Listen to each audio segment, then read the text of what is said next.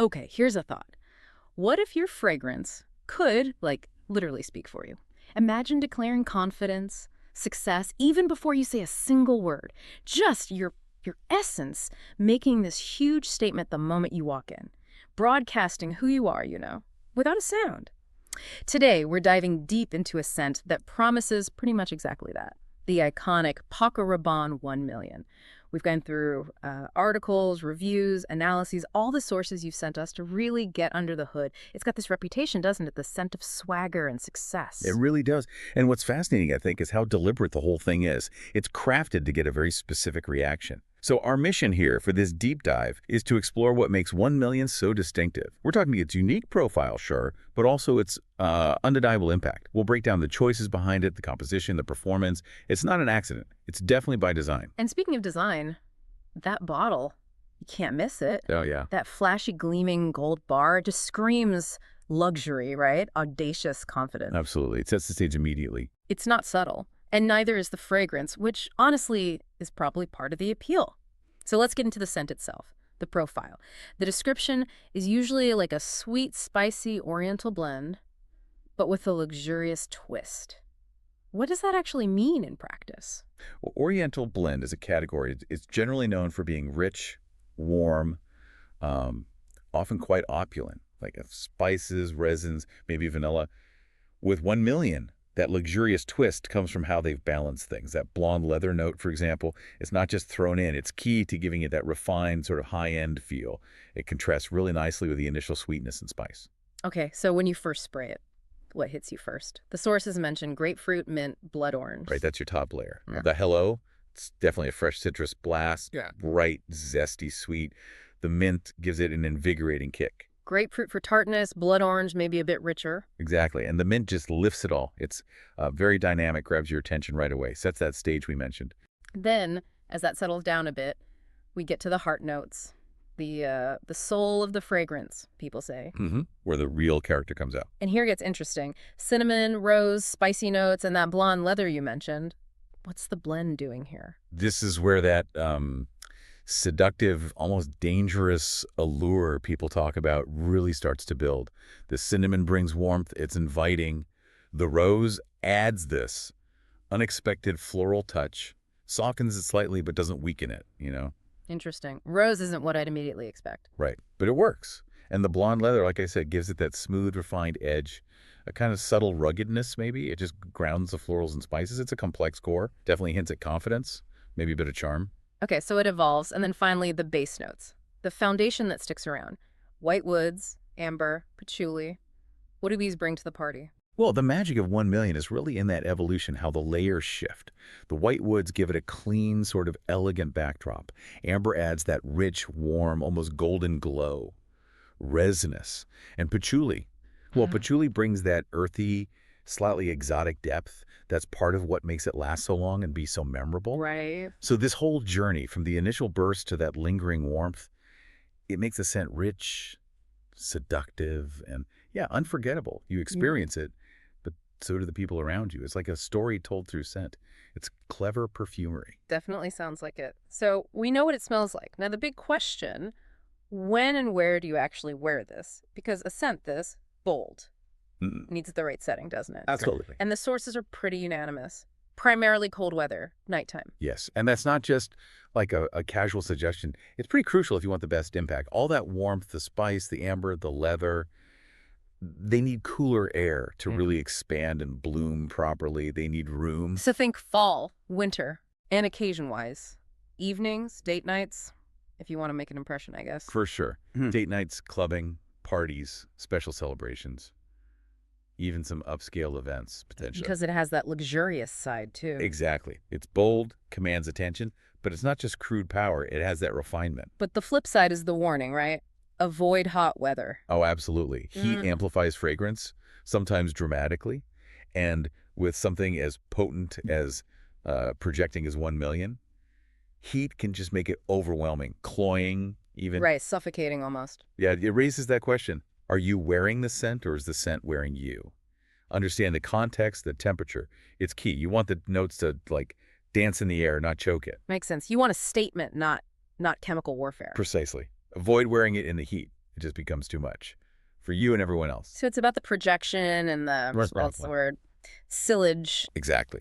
Sillage the scent trail you leave behind. 1 million has bold sillage. It's designed that way.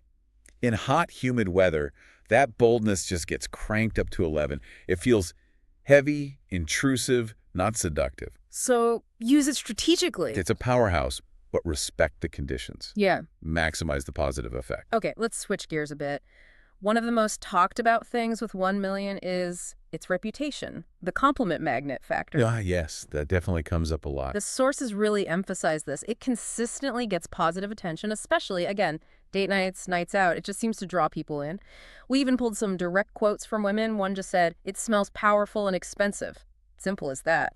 Clear feedback. Another one, "I can't stop smelling it. It's addictive." That addictive quality is interesting. And maybe my favorite summary, "It's sexy, warm, and confident like a man who knows what he wants." Wow. Yeah, that sums up the intended vibe pretty well. So the question is why? How does this mix of smells translate into that perception? Power, allure, confidence. All right, how did that translation happen? Well, the analysis suggests it's directly tied to that bold, seductive vibe we've been talking about. And it's mass appeal. It's the combination. Those warm spices, the hint of rose making it intriguing, that smooth leather underneath. It creates this complex impression. Not just one thing. No, it's the symphony, The power and expense probably comes from that rich, complex base. Makes it feel substantial. The addictive part might be that sweet, spicy heart. It has an almost gourmand, like edible quality that can pull people in. Ah. And the sexy, warm, confident feel. That's the whole package. It projects assertiveness, but it's still inviting. It's self-assured without being, overly aggressive. And that's a really appealing mix. So it's definitely not just about how you feel wearing it, but the signal it sends. Very much so. It's communicative. All right, let's quantify this a bit. Performance metrics, overall rating. The sources give it a 9.2 out of 10. That's pretty high. That's a very strong score in the fragrance world, yeah. Yeah. So breaking it down, longevity. They say 8 to 10 hours with strong projection. That's basically all night. It lasts. You put it on, it stays with you. Sillage, we mentioned this bold, leaves a noticeable trail. People know you were there. Definitely not a skin scent. Versatility. Yeah. As we covered, best for cooler seasons, evenings. It's not your Swiss Army knife fragrance for all situations. And that's fine. It knows its job. And mass appeal. Yeah. Universally loved seems to be the verdict, especially by women, which ties back to that compliment factor. Yeah, the appeal is broad, particularly within its intended demographic and setting. So it's a powerhouse, but with caveats. Exactly. It's important to reiterate those limitations. Not for summer, not for quiet minimalist settings. You wouldn't wear it to, a library on a July afternoon. Probably not. But, and this is the key takeaway, when you wear it right in the right conditions for the right occasion, it is genuinely unforgettable. It owns its niche. Understanding that lets you use it effectively. It becomes less just a scent, more like a strategic part of your style. Using its strengths, knowing when maybe to choose something else. Precisely. Leverage its strengths, know its limits. Okay, so for people listening who are now really interested, maybe want to explore more, what next? How do you deepen your knowledge?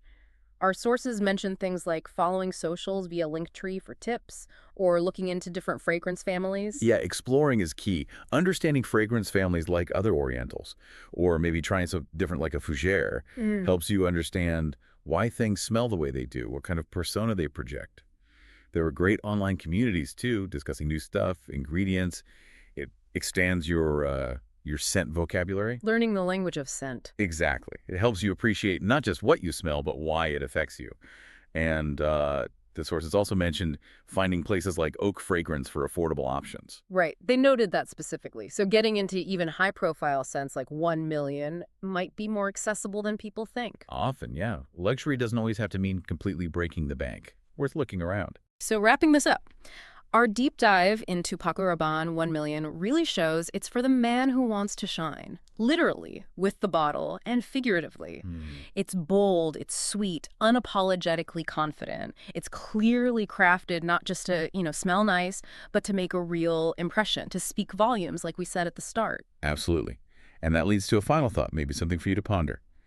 If a scent like 1 million can so clearly articulate this persona, confidence, success, allure, what does that say about the role fragrance plays more broadly?